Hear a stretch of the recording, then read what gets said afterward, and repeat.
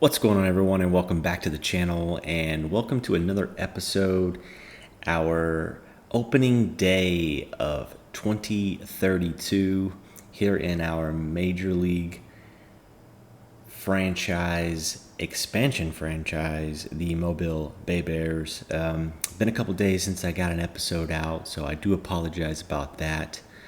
I am trying to get a quick one out here. I know we ended off last episode at the end of spring training, had a couple of roster moves we needed to make, and we have made a few. Most notably, we had to put our ace and potentially one of the best pitching prospects in baseball on the IL. He will miss the season with a torn labrum. Unfortunately, we're really looking forward to having him in the rotation this year. Just wasn't meant to be, is what it is. He will be back next year, and we do have him signed long term. So we are excited to get him back next season, and hopefully he can contribute to our rotation and really bolster it as a true ace. So we had to make some moves pitching wise. I'll get to that. I have made a couple of moves to try and replace him as best I could. It won't be him, but it'll be as good as I could have got other than him. So we'll talk about that. I'm just going to go through the opening day roster, the team that we are starting the 2032 season with, and it is extremely familiar to all of you from last year. If you have watched this this playthrough, you will see all of these names, and not a whole lot of changes, a couple of changes, but other than that, it is the same team, other than I think 3 players. But before we get to meeting the team, I want to look at the predictions. And they're very interesting. They have us going 77 and 85. So that is definitely interesting, especially since we won the division last year. So maybe we just played well above our talent level, which is very possible. We did play better than we all expected, I think. But I still think this is an above 500 team just because of the talent that's on the team. Hopefully I'm right, and hopefully the predictions are wrong, just like they were last year. They had a similar prediction last year for us. It was pretty close to 500, but it was below 500. So hopefully that changes. Spring training says that we're pretty good, even though we all know spring training isn't real, but it is somewhat of an indicator of the talent that you have. And we were 17 and 8. That's the second best record. So hopefully that means we're good. Although the Oakland A's had the best record at 22 and 6, and I don't know what they're not terrible. They have some really good studs in here. That's why. They have some studs. They have 2 5-stars. Man. Oh, Jesus. I haven't even looked around at this team. That's crazy, the team that they have built. Good for them, though, right? Good for the Oakland A's. I might have to look at some of these guys and see if we can make some trades. But anyways, back to our team. I think we're a little bit better than the predictions suggest, but there's only one way to find that out, and that is to play the games.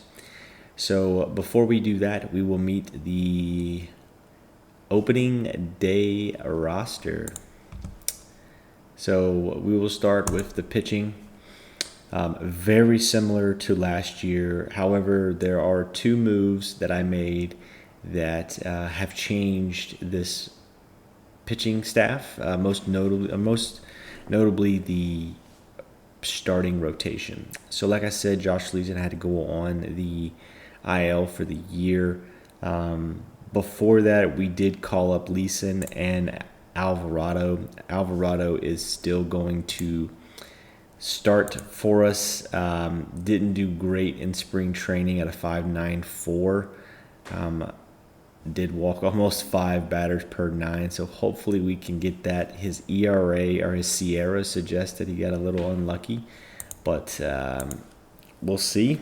I hope he got unlucky, but right now he's the best option we got. The other move that we made, we sent down. First and foremost, we had Brock Selvage in the starting rotation, and I just didn't want to put this in the rotation. Another guy that gives up a lot of home runs. Other than that, he's not bad, but that has changed this year. So his home run allowed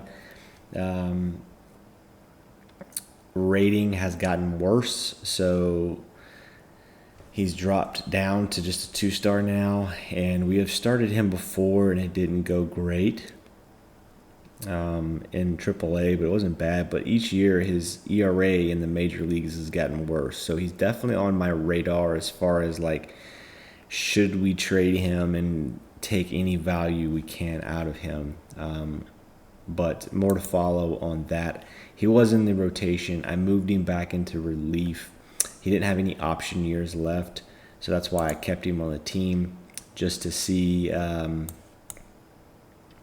or just because I didn't want to get rid of the other player or get rid of him completely. Whenever we had, if I can remember how to get to it. Sorry guys, I'm brain fart right now. There we go. We had, if you guys remember, Loretto in our bullpen. Some last year, appeared in 5 games, wasn't pretty, but he did well in AAA. What I really want is for him to pitch in AAA and hopefully develop that sinker and that stuff just a little bit more.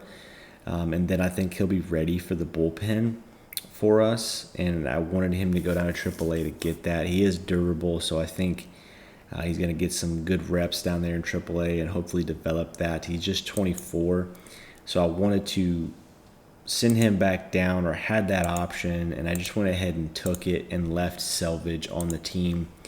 If he starts doing pretty terribly, then we will look at bringing in Loretto. But right now we're going to go with Selvage on the team. So whenever I took Selvage off, I added a player that we have not had in our organization until literally yesterday. A free agent, Edward Cabrera, 33 years old. It's very likely that the first scouting report for him is terrible. But we signed him to a major league deal. He does have some interesting personality traits that I don't usually go for. He's outspoken and he speaks his mind, so hopefully it doesn't cause any issues in the clubhouse. If it does, I won't hesitate to get rid of him. He's about to be 34, so definitely on like a rental type thing, but he's a ground ball pitcher and he throws 97 and 99 and he still has good stuff. A little bit light on the control, but other than that, still very acceptable stuff at the major league level. We'll see what that, something tells me in the first development update his stats are going to plummet, but we'll see. That 33 to 34 year mark seems to be our trigger to really see a decline. So hopefully he can give us a full season and then we can move on from him when Leeson comes back. But gave him a minor league contract. He was still sitting in free agency. He wanted a minor league contract with a $1.8 million guarantee. I did not even do that. I just offered him straight up a minor league contract. So he will be on the league minimum and hopefully provide some good innings for us. Other than that, real quickly, the rotation is the same as last year. Carlos Hernandez is going to be the opening day guy. Then we'll go Cabrera. Then we'll go lefty Darnell Sannon. Did nothing but solid for us again. Then the new kid, the rookie Artem Alvarado. will come in after that in the 4 spot, and our Iron Man, Mr. Greg Ricks, will round out the rotation. Closer role, we went with Edgar Rosales. Been really solid for us every year. He's been below 3 ERA. Last year he had a 2.33 ERA in 54 innings, so absolutely fantastic. And hopefully he can fill in the closer role and close out these games for us. 3 setup guys. Connor Cook pitched well for us last year, 2.59 ERA. Hopefully we can repeat that. Jeff Middleton, the same, 2.12 ERA, albeit in a very somewhat of a limited role. He had 29 and 2/3 innings, got a little injury going, but we did sign him to a long-term deal. He wasn't looking at much, so we have him until 2041, and the most we'll pay him is $4.5 million. So hopefully that turns out to be a good contract for us. Next is the youngster, William Schmidt. We've had him up since last year. He came up and pitched 25 innings for us. We're going to keep him on the team with the leadership traits. Does give up some home runs and has struggled with that control, but my hope is with that stuff and the pitches that he has that he can contribute in the setup role for us and provide some quality innings. A 2024 second round pick, so he was the second pick that we ever made in this playthrough, right behind Mr. Mason Davis. So it's pretty cool to have those first 2 picks on the team. Brock Selvage, we've talked about him. He will fill in middle relief. So will Kyle Bernovich. Really looking at potentially moving from him to, like I said, that 34-year mark really does hammer those guys. He lost his stuff, so it was not good, and he lost mile per hour off his fastball. So definitely we'll keep an eye on him. I've kept him on the team because he has the leadership traits, and that does play a factor, but definitely on somewhat of a short leash for us, I think. Next is Chase Hampton. Have had him for the last couple of years. First year, not so hot. Last year, pretty solid, 3.98 ERA in 74 and 2/3 innings. So not terrible. He had an 84 FIP minus as well. So he has been solid. I have also considered maybe giving him the rock in the rotation. I think if Cabrera goes downhill or someone goes down, I will consider moving him over. Hopefully, I don't have to. He is fragile as well, so putting him in that middle relief, or excuse me, that long relief role might limit that exposure. We'll see, though. And last but not least, AJ Blabeau. Done well for us in the bullpen, and he will be in the bullpen once again. Had 22 saves last year. I did not go with him as the closer this year. He did get hurt last year, I believe. He had a bone spur and was out for 6 weeks. I might put him in a setup role. I haven't ruled that out. I do kind of like our setup. Maybe we move Connor out of that role, but I think we're going to let it play out as we have. Blabeau did really well for us last year against lefties, and we've kind of kept him in there for that, even though he's a right-handed pitcher. He has some weird reverse splits. But I think we're going to keep it the way it is now. But if we need to change some setup stuff, Blabeau is definitely the next man up for that. All right, lineups.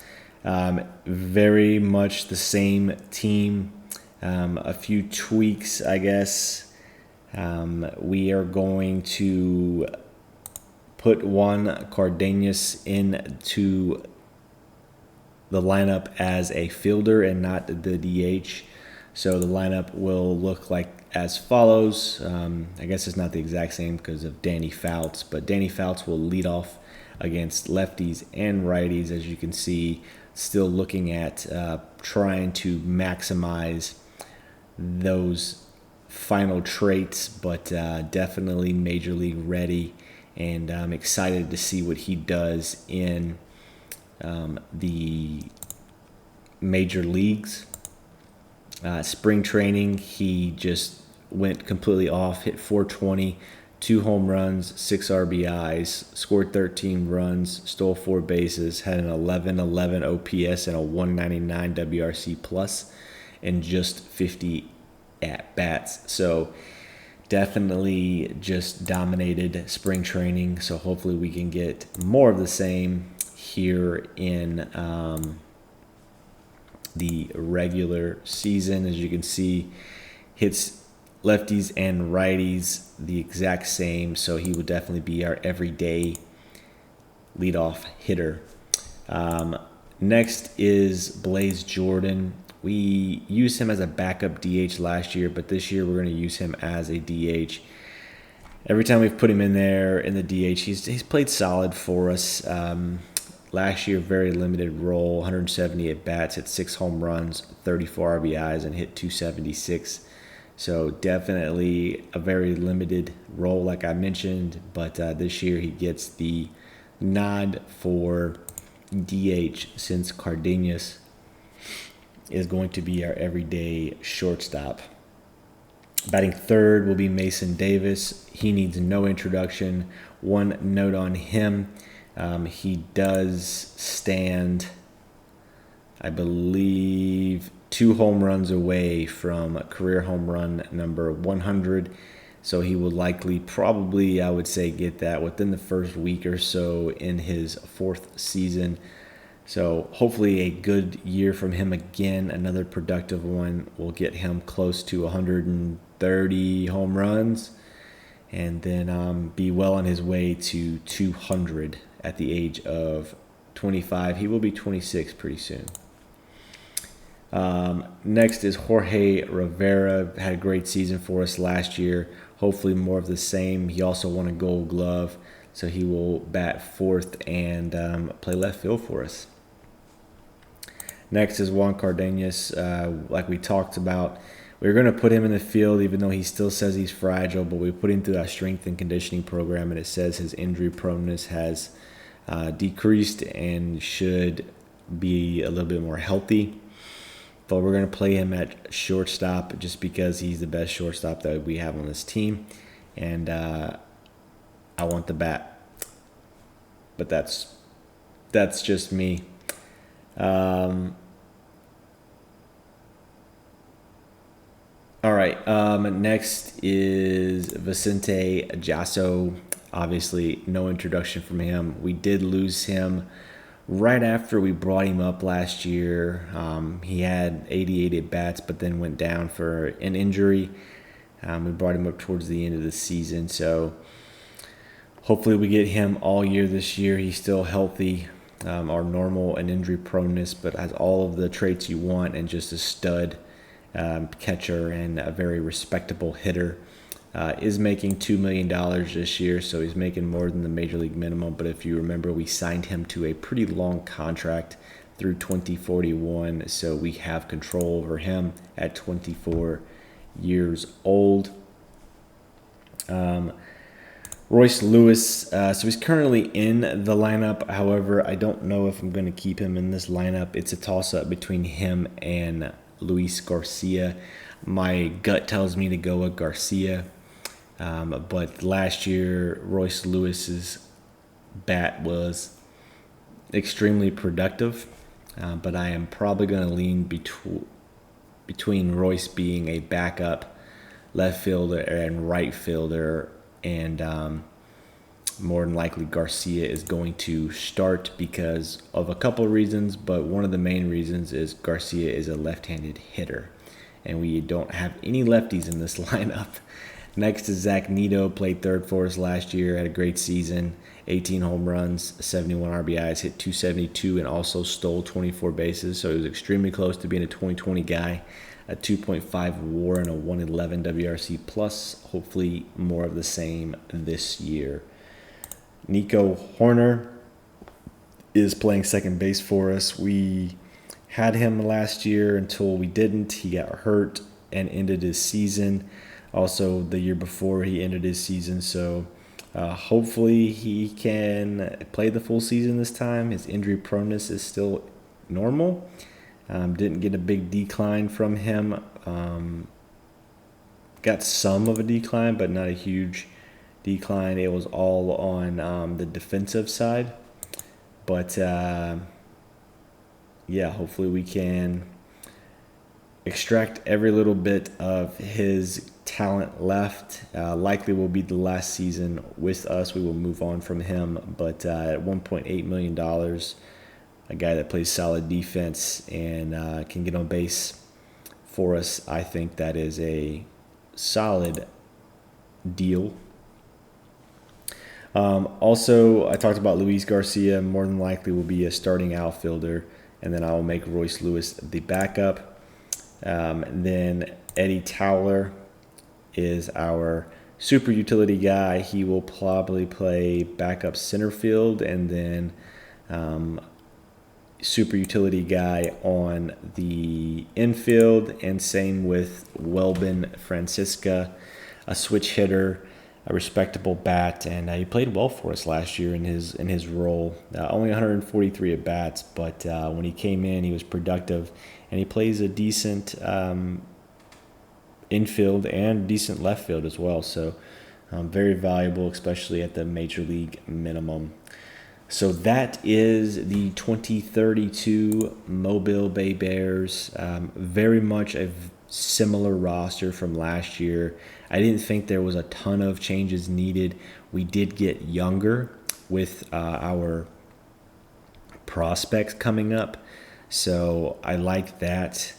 We are slowly turning that 30-year-old and higher team to we're a lot of 29 and younger type of guys. We have a couple 30 and over, but we do have way more 28, 29 and younger players than we have on this team since we have started. So looking forward to the season, and hopefully more of the same that we had last year, and we can continue building and grinding and get back to the playoffs and see what can happen.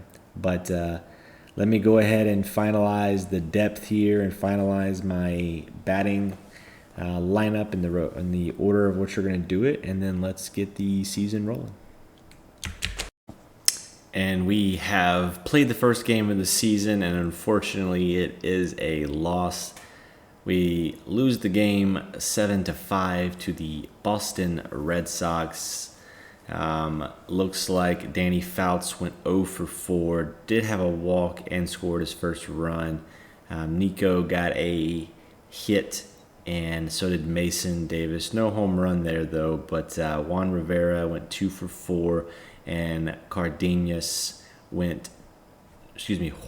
Rivera and Juan Cardenas both went 2 for 4. Cardenas hit the home run, and then we just didn't pitch well, it looks like. Didn't hit great either, but Hernandez got tagged for 10 hits and 7 runs, 5 Ks and 93 pitches, so it wasn't pretty. After that, though, the bullpen did come in and pitch a shutout and almost went hitless as well. So starting pitching was the issue. Unfortunately, we did score some runs, but just couldn't hold them off. So hopefully that is not a sign of things to come on the season, but nonetheless, the 2032 Major League season is underway, and now let's get this bad boy moving. And unfortunately, Game 2 was not any better. We lost 4-3 to the Red Sox. A little better pitching performance, but again, the starting pitching was the issue. Man, I can't talk. And not only was the issue, Edward Cabrera also hurt his elbow. He's day-to-day for about a week, so he might miss a start there. And he has a sore elbow, so we'll see. He threw 76 pitches before that happened.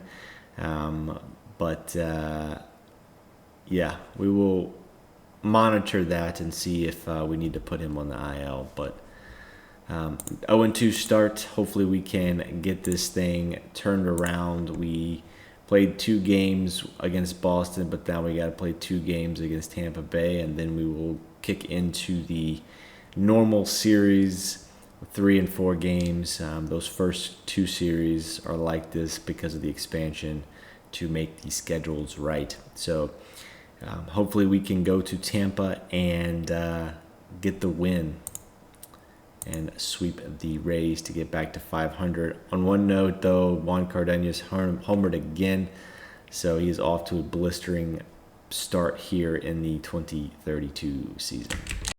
And we've made it through the first 7 games of the season. We were able to sweep the 2-game series at Tampa and then win the first game against Minnesota, but then lost the final 2. They took 2 of 3 from us. So we are 1-4 to start the season at home and 2-0 on the road. Hopefully we can turn around that home record. But more importantly, Mr. Mason Davis has now officially hit 100 career home runs. He hit 2 this past week. So about what I said, first week of the season, he should get it. And sure enough, he did. So pretty cool milestone. His 100th career home runs. He's also closing in on 100 doubles. He should get that this year, and most certainly will get his 500th hit this year as well, and maybe even his 50th stolen bases. So a lot of cool things to see Mr. Mason accomplishing. Always like it when you play this game and these guys that you draft early on and you really invest in, they turn out to hit those milestones and hopefully maybe one day be Hall of Famers. He's definitely on a good pace. Hopefully he can stay healthy throughout his career and put up good numbers. But in just over 3 seasons worth of games, he has 100 homers at 25 years old, just shy of his 26th birthday. So a cool moment nonetheless. Excited for him. I believe Juan Cardenas is probably right behind him. Well, maybe not. He's got not as much as I thought, but he's got 56. So probably not going to get his this year. But definitely probably the next guy, I would assume, that's close to that. He would be the next guy that's closest to that in the franchise. So also one other note, Mr. Danny Fouts starting well this season, hitting .312. He also hit his first career home run, but doing well, has 3 stolen bases in 32 at bats. So he is doing what we want him to do, getting on base at 300, and he's got a 353 OBP. So doing what we need the leadoff guy to do, and he's also getting himself over. So hopefully that continues, and we have a leadoff hitter for the foreseeable future, specifically 2042, another 10 years. He could be that leadoff guy for the next 10 years if you think about it. Like, that is crazy that we have a guy that is on our team for that long, for sure. And is probably going to be the leadoff guy in that lineup for that long as well. So pretty cool. Hopefully he can keep up the good work. And let's get back to the simming. We have 4 on the road at Toronto, and then 3 at Washington, and then 3 at Pittsburgh. So a nice 10-game road trip before we come back home to play San Diego and Los Angeles and New York to round out the first month. And we have made it to May 1st, and unfortunately, April did not go the way we wanted it to go. We lost 2 of 3 at Washington after we split a 4-game series at Toronto, and then we went to Pittsburgh and lost 2 of 3 from them as well, and then came home, played San Diego, where we took 2 of 3. And then we got swept at home against the Dodgers. And then the last game of the month, we played at home against the Yankees and won that game. We finished the month 10-14. So not totally a disaster, but definitely not how we wanted this season to start.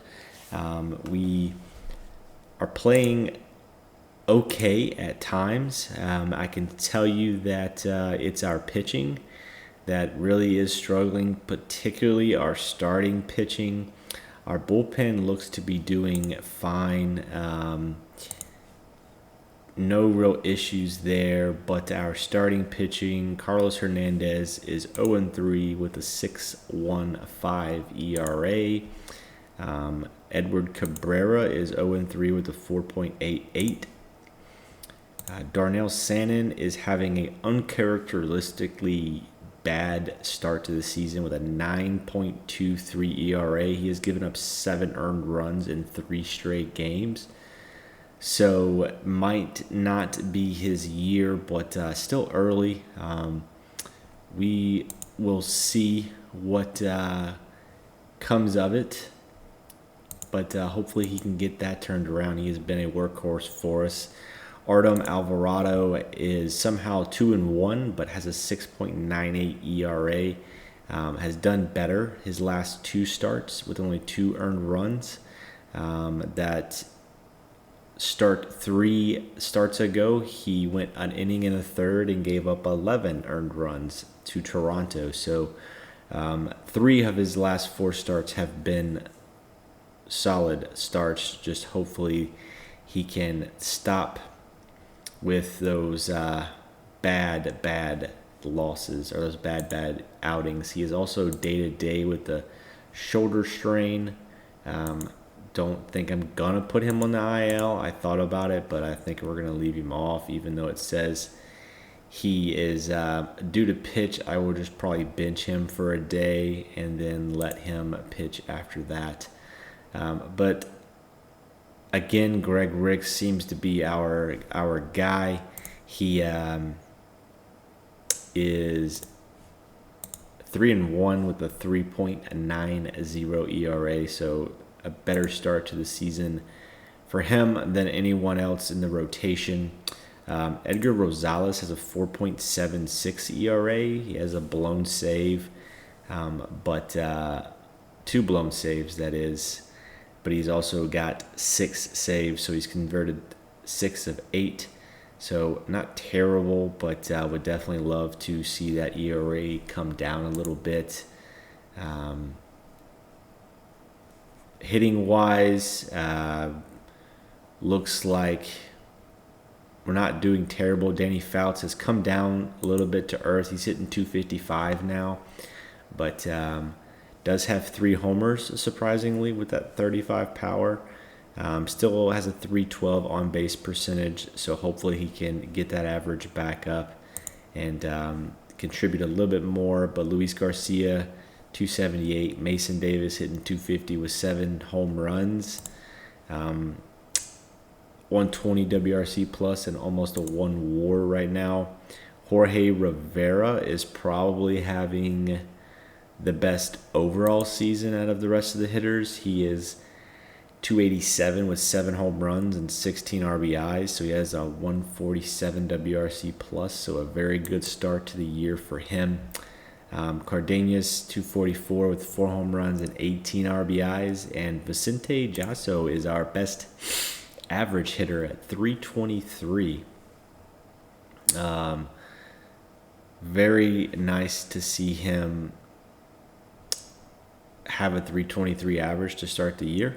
has a 1.1 WAR with a 139 WRC plus. So tells me he is doing great behind the plate as well. He does have a home run and 10 RBIs. Blaze Jordan is struggling and Zach Neto is struggling, both hitting below the Mendoza line. And then I forgot to mention, and I completely forgot to tell you guys, but we did lose Nico Horner for, I believe it was 4 weeks at the time, down to 3 weeks now. So we lost him, and I had to bring up a player. I brought up Bryce Terang. You guys might remember him. We had him in the lineup in spring training, but he will play he will play second base and hit against right-handed hitters or right-handed pitchers. And then lefties will be Mr. Welbin Francisca. He is a much better hitter against lefties. So that is what we're doing at second base for now. Hopefully it works out for us. If not, then it is what it is. But right now, that is what we're doing. We're kind of platooning that. And then when Nico Horner comes back, hopefully he can come back and stay healthy. We have yet to have a full season with him. Just kind of more confirming my suspicions that his time is coming to an end here in the Mobile Bay Bears. But with that, I do want to keep this episode relatively short. I know I say that all the time, but I do believe this is a little bit shorter. I have to go check the time. But we got through the first month of the season, and it wasn't exactly how we wanted it to go, but I still think this team can turn it around. I think there's a lot more left in the tank with the starting pitching. We'll give it some more time, and then if things don't turn around in May, we will maybe look to make some changes in June to really get this team back into contention. Right now we're 6 games back in the division and 3.5 games back from a wild card spot, but definitely really early to start thinking about those things, but you don't want to get too far behind. But anyways, I appreciate you guys watching, and I will see you all in the next episode when we hopefully make it to the All-Star break and through the first-year player draft, where we do not have a very high pick this year. We finished really good last year, so I think we're picking 3rd or 4th to last in the first round. So hopefully it is a deep draft and we can get some solid players. But until then, I will see you guys in the next episode. Have a good one.